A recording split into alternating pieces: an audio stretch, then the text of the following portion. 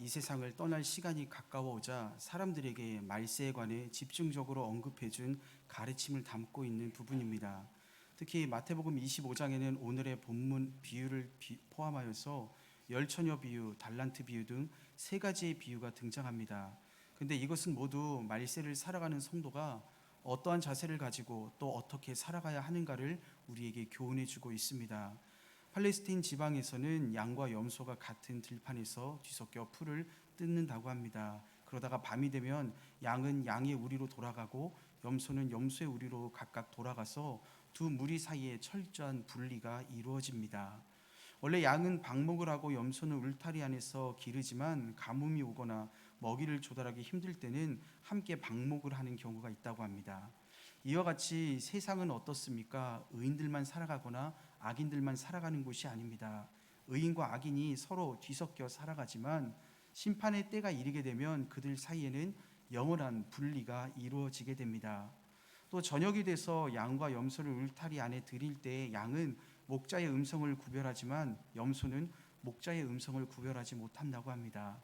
그 외에도 양은 집단 생활에 익숙해서 공동체 안에서 다른 양들과 함께 어울려 행동하지만 염소는 집단 생활에 순종하지 않고 또 고집이 세어서 자신의 뜻대로 행동하는 때가 많이 있습니다. 그리고 화가 나면 뿔로 사람이나 짐승을 쉽게 들이받거나 뒷발길질을 하는 습성이 있습니다. 이러한 양과 염소의 습성을 바탕으로 오늘 본문에서 의인은 양으로 또 염소는 악인을 상징하며 이야기를 하고 있습니다. 또 그들이 오른편과 왼편에 취하게 되는데 그것도 어떤 의미를 가지고 있습니다. 유대인들에게 있어서 오른쪽은 권위와 영광 그리고 선한 것을 상징하는 곳이고 반대로 왼편은 불길하거나 어둡거나 사악하며 천한 것을 가리키는 방향이라고 합니다. 이러한 상징과 배경을 가지고 오늘 예수님은 사람들에게 종말의 때에 대해서 말세의 때에 대해서 이야기합니다. 하나님께서 심판하실 때에 하나님 앞에 모든 사람들이 오게 될 것인데 합당한 자들은 오른편에 또 합당하지 아니한 자들은 왼편에 앉히시는 것으로 양과 염소를 구분하는 것과 같이 하겠다라고 이야기하고 있습니다. 그런데 오늘 본문의 35절부터 36절까지의 말씀을 보면 내가 줄일 때에 너희가 먹을 것을 주었으며 목마를 때에는 마시게 하였고 나그네 되었을 때는 영접하였으며 헐벗었을 때 옷을 입혔고 병들었을 때는 돌보았으며 옥에 갇혔을 때는 와서 돌보았다라는 이야기를 하고 있습니다. 이 오른편에 앉게 되는 이 의인들의 특징이 바로 이것입니다.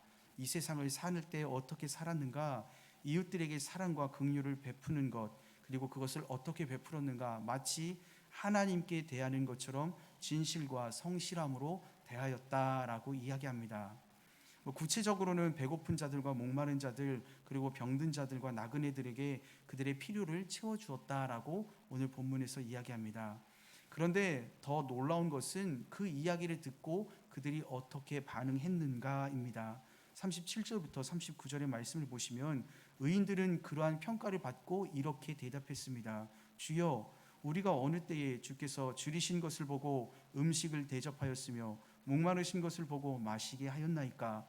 어느 때에 나그네 되신 것을 보고 영접하였으며 헐벗으신 것을 보고 옷을 입혔나이까? 어느 때에 병드신 것이나 옥에 갇히신 것을 보고 가서 배웠나이까? 오늘 본문 속에 등장하는 임금은 자신을 돌보고 환대했다라고 평가한 것에 대하여 오른편 의인에 속하는 자들이 한결같이 말하기를 우리는 그런 적이 없습니다라고 이야기하고 있습니다. 요즘 세상은 어떻습니까? 내가 하지 않은 일까지도 자신의 공로로 돌리려는 이런 세대 속에서 오늘 본문의 의인들의 모습은 정말 우리가 본받고 또 칭찬해야 할 모습인 것처럼 보입니다. 또 이어서 40절 말씀을 보시면 그들이 이렇게 반응했던 것이 무엇인가? 바로 이들은 주님을 직접적으로 돌보지 않았고 그저 주의 형제들을, 연약한 자들을 돌보았을 뿐이다 라고 이야기합니다. 그런데 그 임금에 대한 평가가 무엇인가 하면 너희가 여기 내 형제 중에 지극히 작은 자 하나에게 한 것이 곧 내게 한 것이다 라고 이야기합니다. 작은 자들은 어떤 자들입니까? 무가치한 사람들, 그리고 사람들에게 관심을 받지 못하고 그 정도로 연약하고 보잘것없는 사람들, 그러니까 세상 어느 누구도 주목하지 않는 사람들을 이야기합니다. 의인들은 사람들이 소홀히 여기는, 그리고 아무도 신경 쓰지 않는 그런 사람들에게 자비를 베푼 사람들이었다라고 이야기하고 있습니다. 그런데 임금은 그들의 그러한 일들에 대해서 마치 그것을 나에게 한 것과 같이 평가를 내리고 있습니다. 그런데 이것이 본문 비유에만 나오는 평가인가? 또 그렇지 않습니다. 다른 성경에서도 이와 비슷한 내용들이 등장합니다. 사도행전 9장 말씀을 보시면 이곳에서는 사도 바울이 예수님을 만나는 장면이 등장하는데, 땅에 엎드러져 들음에 소리가 있어 이르시되 사울아 사울아 네가 어찌하여 나를 박해하느냐라고 이야기합니다. 사도 바울이 박해했던 사람들이 누굽니까? 바로 예수님을 믿는 그리스도인들이었습니다. 그런데 예수님은 사울에게 말하기를 왜 네가 나를 박해하느냐라고 이야기하고 있습니다. 그러니까 그리스도인들이 받는 핍박에 대해서 예수님은 그것은 내가 당하는 핍박과 같다라고 이야기하고 있음을 보여줍니다. 또 마태복음 10장에 넘어가 보시면 이곳에서도 비슷한 말씀이 등장합니다. 마태복음 10장 40절과 41절 그리고 42절 말씀 보시면, 너희를 영접하는 자는 나를 영접하는 것이요 나를 영접하는 자는 나를 보내신 이를 영접하는 것이니라. 선지자의 이름으로 선지자를 영접하는 자는 선지자의 상을 받을 것이요 의인의 이름으로 의인을 영접하는 자는 의인의 상을 받을 것이요 또 누구든지 제자의 이름으로 이 작은 자 중 하나에게 냉수 한 그릇이라도 주는 자는 내가 진실로 너희에게 이르노니 이 사람이 결단코 상을 잃지 아니하리라 라고 말씀합니다. 예수님은 제자들을 영접하는 자들에 대해서 마치 자신을 영접한 것과 같다라고 말씀하시며, 또 예수님을 영접한 사람들은 그를 보내신 하나님을 영접하는 것이나 다름이 없다라고 이야기해 주었습니다. 신약 성경에서만 이런 말씀이 있지 않습니다. 구약 성경에도 비슷한 말씀이 등장하는데, 잠언 19장 말씀입니다. 잠언 19장 말씀 제가 읽어드리겠습니다. 가난한 자를 불쌍히 여기는 것은 여호와께 꾸어 드리는 것이니 그의 선행을 그에게 갚아 주시리라. 지금 화면에 나오는 잠언 19장 말씀을 보시면 가난한 자를 불쌍하게 여겨서 그들을 돕는 일은 여호와께 꾸이는 것과 같다라고 이야기하고 있습니다. 이것을 통해 우리가 알 수 있는 사실이 무엇인가 하면, 하나님은 그의 사랑하는 자녀들이 당하는 것을 마치 자신이 당하는 것으로 여기고 있다라는 점입니다. 하나님께서는 즐거운 것들만 나누는 것을 함께 나눈다라고 말씀하시지는 않았습니다. 베드로전서 2장과 이사야 53장 말씀을 보시면 형제들이 당하는 고난을 내가 받는 것과 같이 여긴다라고도 이야기합니다. 베드로전서 2장 말씀 보시면, 나무에 달려 그 몸으로 우리 죄를 담당하셨으니 이는 우리 죄에 대하여 죽고 의에 대하여 살게 하려 하심이라. 그가 채찍에 맞음으로 너희가 나음을 얻었다. 그리고 이사야 53장으로 넘어가 보시면, 우리는 다 양 같아서 그릇 행하여 각기 제 길로 갔거늘 여호와께서는 우리 모두의 죄악을 그에게 담당시키셨도다라고 말씀합니다. 이 베드로전서 2장에서 담당하다라는 단어는 헬라어로 아나카디조라는 단어입니다. 이 단어는 본래적 의미는 세우다, 일어나 앉다라는 뜻을 가지고 있는데, 주로 제단에 희생제물을 둔다는 의미로 사용되는 단어라고 합니다. 그러니까 예수님께서 십자가의 형벌을 받는 이것은 마치 죄의 문제를 해결하기 위해 희생제물을 제단에 올려놓는 것과 같다라고 이야기하고 있습니다. 죄 지은 사람이 죄를 용서받기 위해서 반드시 제사를 드려야 하는데, 그 번제는 어떻게 드려지는가 하면 희생제물에 자신의 죄를 모두 다 전가하고 그 희생제물이 대신 죽음을 통하여 자신의 죄의 문제가 해결된다라고 이야기합니다. 또 이사야서 53장에서 언급하는 이 담당시키셨다라는 말씀은 히브리어로 파가라는 단어입니다. 이것은 우연히 또는 의도적으로 끈덕지게 부딪힌다라는 뜻을 가지고 있으며, 두 당사자가 서로 만나는 것을 의미하는 단어입니다. 그러니까 하나님께서는 자신의 단호한 의지를 가지고 우리 모든 사람 각자가 져야 하는 죄악의 대가를 예수님에게 의도적으로 또 끈덕지게 떠넘기셨다라고 이야기합니다. 그럼을 통해서 무엇을 이야기합니까? 내가 받아야 될 고난을 예수님께서 대신 받으셔서 그의 고난을 통하여 우리가 구원과 건짐을 받게 되었다. 예수님의 당할 고통은 사실 우리가 당할 고통이었는데 예수님이 대신 당해주셨다라는 사실을 이야기하며, 예수님은 우리의 영광과 기쁨의 순간에만 함께 하시는 분이 아니라 우리의 고난과 고통의 순간에도 함께 하시는 분임을 보여주었습니다. 그러므로 지극히 작은 자들에게 자비를 베푼 의인들이 받는 평가는 지극히 당연하다고 할 수 있습니다. 사실 하나님께서는 그것을 어떻게 보시는가? 하나님의 뜻에 따라 가장 큰 분이신 예수님에게 자비를 베푼 것과 동일한 상을 받게 될 것이다 라고 이야기하고 있습니다.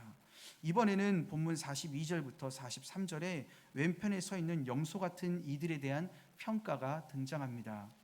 이들에 대한 평가를 보시면 내가 줄일 때 너희는 먹을 것을 주지 아니하였다. 목마를 때에는 마실 것을 주지 아니하였으며 나그네 되었을 때는 영접하지 아니하였고 내가 헐벗고 있을 때는 옷을 입히지 아니하였다. 내가 병들고 감옥에 갇혀 있을 그때에 너희들은 나를 외면하고 돌보지 아니했다라고 이야기합니다. 이 악인들의 특성은 앞서 등장했던 의인들과 정반대되는 모습입니다. 이들은 의인들이 창세로부터 예비된 너희를 위하여 예비된 나라를 상속받으라라는 말씀과는 반대로 마귀와 그 사자들을 위하여 예비된 영원한 불에 들어가라라는 처벌을 받게 되었습니다. 그 이후 또한 의인들의 경우와 정반대였습니다. 악인들은 세상에서 줄이고 목마르고 병들고 나그네 된 자들, 곧 억눌리고 고통받는 자들을 외면하고 돌아보지 않은 사람들이었습니다. 그들은 하나님을 경외한다 하면서도 하나님의 형상을 입은 바 지은 사람들을 돌아보지 아니하므로 사실상 하나님을 멸시하였기에 악인이 될 수밖에 없었던 사람이고 악인이라 평가를 받았던 것입니다. 하나님이 그들을 왜 처벌하실까요? 아무런 이유 없이 그저 기분 내키는 대로 그렇게 하시지는 않았습니다.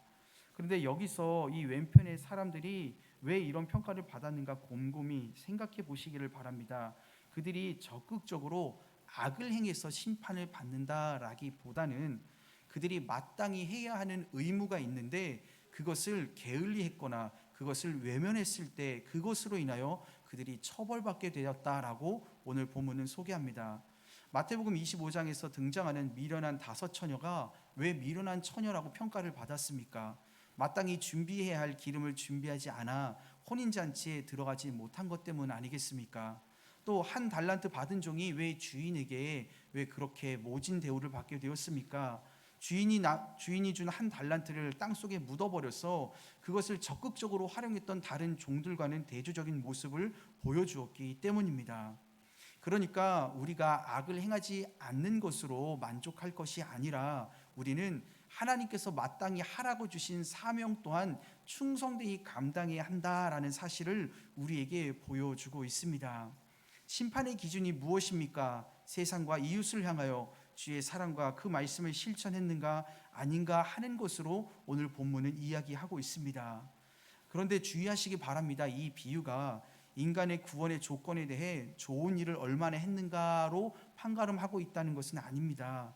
구원받은 자는 그렇게 살아가야 함이 마땅하다라는 성격으로 이야기하는 것입니다. 믿음을 갖고 주를 섬기는 자는 자연히 사랑을 실천하는 자의 모습을 갖게 되고 결과적으로 이러한 자들이 바로 구원받는 자들이다라고 이야기하는 것입니다. 그런데 우리가 막상 주님을 사랑한다라고 말하면서 주님의 그 사랑을 세상 가운데 실천하지 않는다면 우리는 과연 어느 편에 서게 될까요? 아마 우리는 스스로가 나는 양의 자리에 있어 라고 생각할지 모르지만 하나님의 평가는 반대가 된다면 과연 우리는 어떻게 해야 할까요? 오늘 본문 이 44절 말씀을 보시면 그들은 이 임금의 이 판단에 따라 그들은 이렇게 항의하였습니다. 주여, 우리가 어느 때에 주께서 줄이신 것이나 목마르신 것이나 나그네 되신 것이나 헐벗으신 것이나 병든 것이나 옥에 갇히신 것을 보고 공양하지 아니하더이까? 앞서 의인들이 아이고 우린 그런 적이 없습니다라고 겸손히 반응했던 것과는 대조적으로 이들은 우리가 언제 안 그랬습니까? 라고 하면서 항의하고 있는 모습을 보여줍니다. 왜 이들이 이렇게 말했을까요? 만약에 임금님이 우리 눈앞에 있었다면, 그리고 임금님이 그러한 상태였다면 우리가 어찌 그렇게 하지 않았겠습니까? 단지 우리는 임금님을 보지 않았기 때문에, 우리 눈앞에 계시지 않았기 때문에 그랬었던 것뿐입니다 라고 지금 변명을 하고 있는 것입니다. 이들은 주님을 위한 선행을 행했으면서도 행하지 않았다라고 겸손했던 의인들과는 반대로 주님을 위한 선행은 전혀 행하지 않았으면서도 마치 행한 것처럼 교만한 태도로 우기고 있는 것을 보여줍니다. 그래서 오늘 본문 이어지는 말씀 보시면 그들의 항의에 대해 이렇게 설명하고 있습니다. 45절 말씀입니다. 이 지극히 작은 자 하나에게 하지 아니한 것이 곧 내게 하지 아니한 것이라. 아주 간단 명료합니다.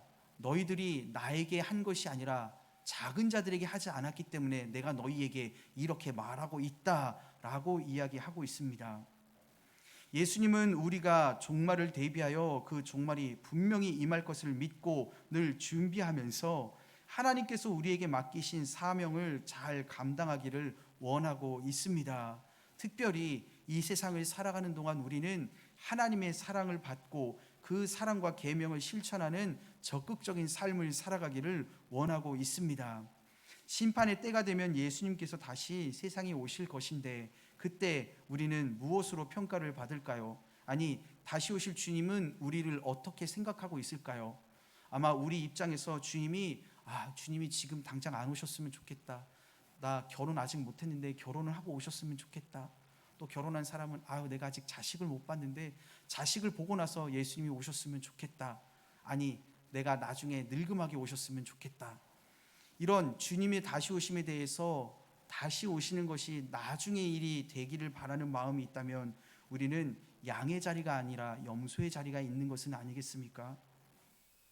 주님이 우리에게 오실 때 영광의 주로 오신다면 아마 속히 오기를 바랄 것이지만 마음속 한켠에 우리가 저지른 잘못과 얼룩진 삶을 통해서 주님이 다시 오실 때 심판주로 내게 오시면 어떡하나라는 두려움이 예수님의 다시 오심을 두려워하게 하는 것은 아닌가 한번 우리는 생각해 보기를 바랍니다.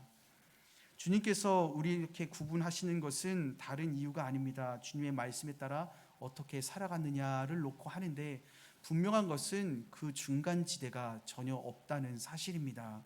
제가 얼마 전 설교를 할 때도 말씀드린 적이 있는데 제가 요즘 후회하는 경우가 많이 있습니다. 근데 어느 때 후회를 하냐면 차량 운행할 때 후회를 많이 합니다. 운전해 보신 분들은 다 아시겠지만 운전을 하다 보면 노란색 불이 들어올 때가 있지 않습니까? 그런데 노란색 불이 들어올 때 우리가 결정할 수 있는 것은 딱 두 가지입니다. 브레이크를 밟느냐, 악셀을 밟느냐. 그런데 보통의 경우 어떻습니까? 우리는 그 순간 치열하게 고민을 합니다. 악셀을 밟으면 지나갈 것도 같고 못 지나갈 것도 같아서 브레이크를 밟아야 되나 그렇게 짧게 고민하다가 결국에는 악셀을 밟고 지나가는데 그 순간 불이 빨갛게 바뀝니다. 빨개졌네. 어쩔 수 없지라고 지나갔는데 위에를 봤더니 거기에 카메라가 달려 있습니다. 그러면 어떻게 할까요? 괜히 밟았다. 브레이크를 밟을 걸 왜 악셀을 밟아가지고 하면서 후회하지 않습니까? 그런데 여러분들 우리의 삶 속에 신앙의 영역에는 이 중간지대가 없습니다. 우리는 하나님으로부터 양이라고 평가를 받든지 때로는 염소라고 평가를 받든지 그 중간은 아무것도 없습니다. 얼굴은 양같이 생겼는데 뒷모습은 염소처럼 생긴 그런 짐승은 없습니다. 여러분들 우리는 하나님의 나라에 대해서 생각하기에 하나님의 나라는 들어가면 좋지만 아직은 아니다라고 생각하는 경우도 있습니다. 하나님의 나라에 들어가기는 아직 부족하다고 생각해서 그런 경우도 있겠지만 아직 이 세상에 대한 미련이 많이 남아 있어서 그런 경우도 있습니다. 하지만 우리 마음속의 결단만큼은 우리 마음속의 위치만큼은 분명하기를 소망합니다. 신앙의 영역에도 중간지대가 없습니다. 여러분, 천국 아니면 지옥밖에 없습니다. 말씀의 울타리 안으로 들어가야 평안을 누릴 수 있지 울타리 주변을 서성거린다고 우리가 안전한 것이 아닙니다. 천국의 문 앞에 서서 그 문을 만지작거린다고 해서 우리가 천국의 기쁨을 누릴 수 있는 것이 절대로 아님을 기억하시기를 바랍니다. 혹시 나의 모습이 지금 천국을 향해 가는 길 모퉁이 어디쯤에 혹시 헤매이고 있지는 않습니까? 그리스도의 재림을 대비하는 우리의 자세는 어떻습니까? 주님께서 주시는 사랑을 누리는 것이고 또 그 사랑을 가지고 이웃들에게 주님의 사랑을 베푸며 살아가는 삶입니다. 그것이 바로 우리가 마땅히 살아가야 할 삶의 방향입니다. 우리가 어느 곳에 서 있습니까? 내가 있는 곳은 지금 어디입니까? 한번 오늘 말씀을 통해 나의 삶의 위치를 돌아보시기를 간절히 소망합니다. 또한 내가 아직 염소의 자리에 있다면 속히 양의 자리로 가시기를 바라고 내가 양의 자리에 있다면 염소의 자리를 부러워하지 마시고 꼭 그 말씀의 울타리 안에서 주시는 은혜를 날마다 누리시며 살아가기를 간절히 소망합니다. 기도하겠습니다.